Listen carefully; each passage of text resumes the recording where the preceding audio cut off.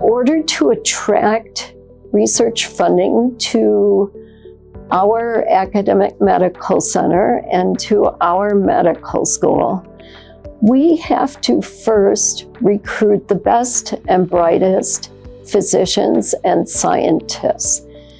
Then we need to support those individuals with state-of-the-art facilities and with funding that allows them to get started, that allows them to do some early experiments and generate data that gives the investigator the ability to determine what is the most promising approach to answering a question or dealing with a particular problem.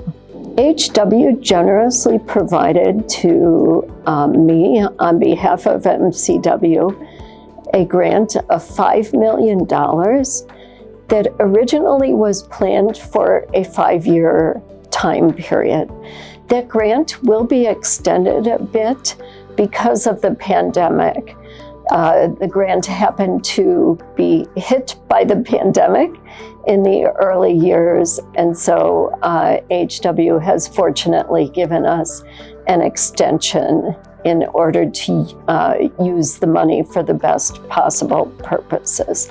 Once we had our research strategic plan mapped out, we needed to work on it from several different points of view. This grant has several mechanisms to enhance the readiness of MCW researchers for preparing applications to secure research funding.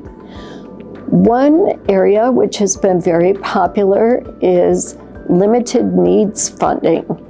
This is funding that allows an investigator to request from us a piece of equipment or perhaps a piece of expensive software, some kind of a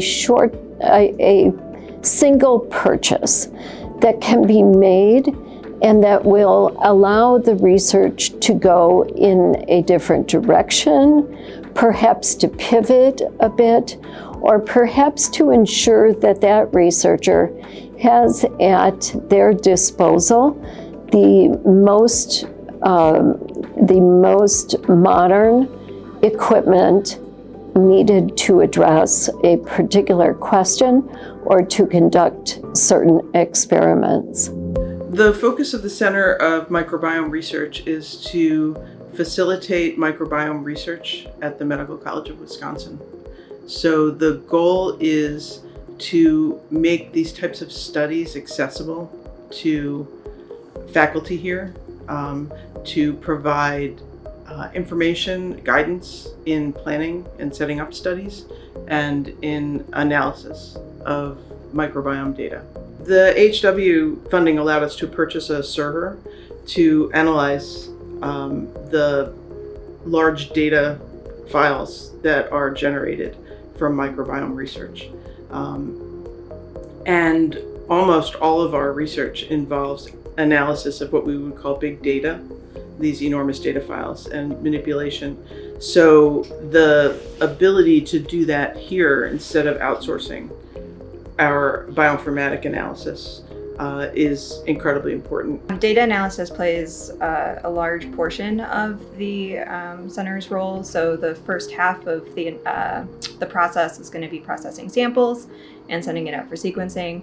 And then I am the rest of that. So being able to analyze the data when it comes in, download it, make figures, all of that is the analysis side of the center. So it's called Big Data for a reason. So a new server was needed to be able to handle these file sizes. Just to put it kind of into context, your standard Word document is going to be about 12 kilobytes. The files that I'm working with are about 1 million times bigger than that. So you multiply that by tens to hundreds of samples, and by 4 or 5 different processes, we're easily into terabytes and huge amounts of data. So we needed the more powerful server in order to be able to handle those file sizes. This server is able to increase our competitiveness by letting us offer a less expensive in-house resource for being able to analyze your data with in-person direct contact for your analysis.